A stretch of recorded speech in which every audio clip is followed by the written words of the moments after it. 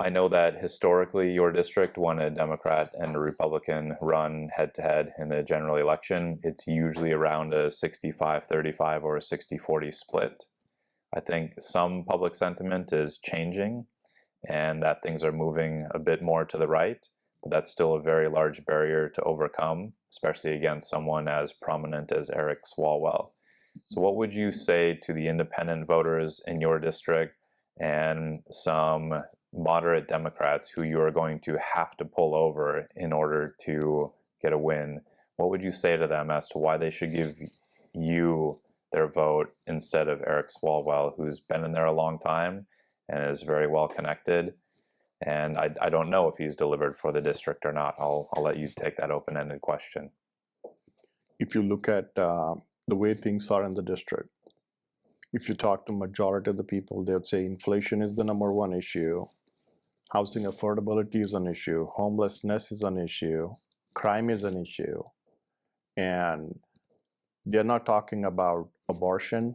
They're not talking about guns, or they're not talking about Trump.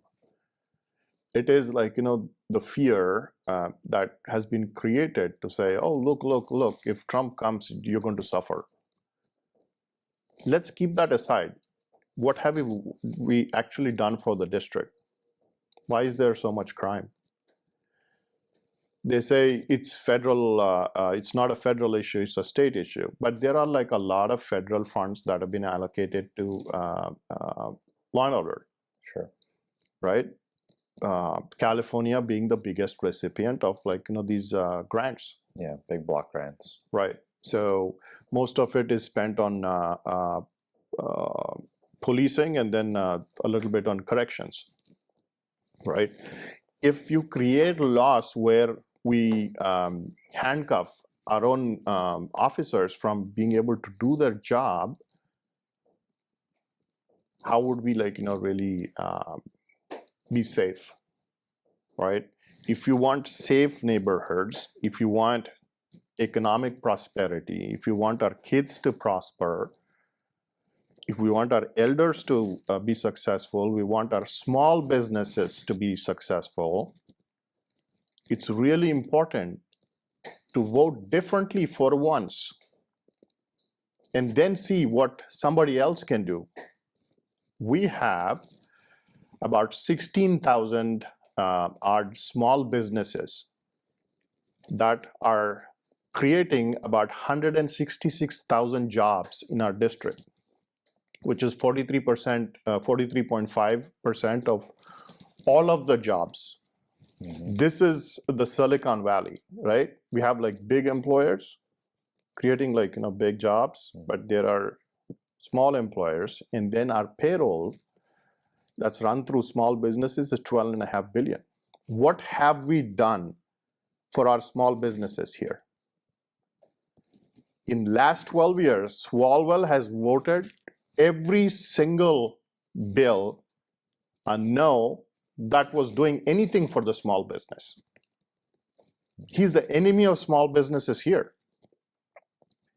If you go to Hayward and up, Hayward, San Leandro, San Lorenzo, all of these Latino community, the Asian community there, a lot of them are in small businesses, but they are being kept in the dark on how he's anti-small business. He's focused on guns and DC politics. What has he done for small businesses? We need to put food on the table for them, right? There are neighbors. We want them to I don't care if they are Democratic.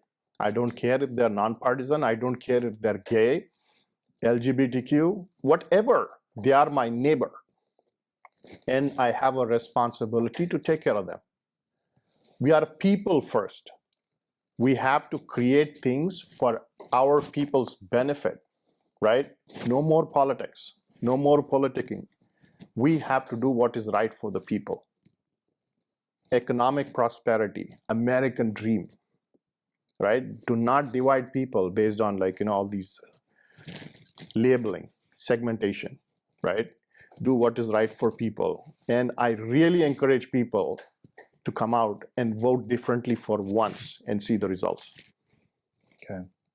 Thank you very much. I appreciate it. I appreciate the fact that you were a legal immigrant here and that you built yourself the American dream, and that you are now turning around and trying to keep that dream alive for both Americans who were born here and for people like yourself. Yeah, Thank you for coming today. Thank you. Thank you for having me. Thank you. Thank you.